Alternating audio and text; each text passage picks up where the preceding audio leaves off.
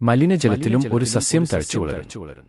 ജലത്തിലെ മാലിന്യാവസ്ഥയ്ക്ക് സസ്യത്തിന്റെ വളർച്ചയെ തടസ്സപ്പെടുത്താനാവുന്നില്ല. അതുപോലെ ഒരു മുസ്ലിമിന്റെ ജീവിതത്തിൽ വിമർശനങ്ങളും നിന്ദകളും മലിനജലം പോലെ നിന്നെ വേദനിപ്പിച്ചേക്കാം, പക്ഷേ അവ നിന്റെ ഈമാനിന്റെ വളർച്ചയെ തടയരുത്.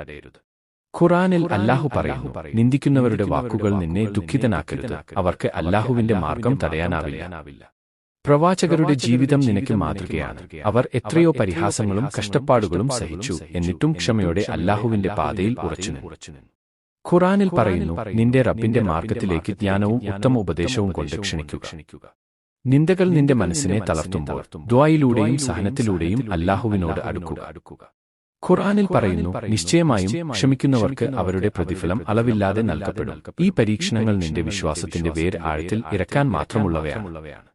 അല്ലാഹുവിന്റെ മാർഗത്തിൽ ഉറച്ചുനിന്നാൽ ഒരു സസ്യം സൂര്യനിലേക്ക് ഉയർന്നു വളരുന്നതുപോലെ നിന്റെ ആത്മാവ് തഴച്ചു വളരും.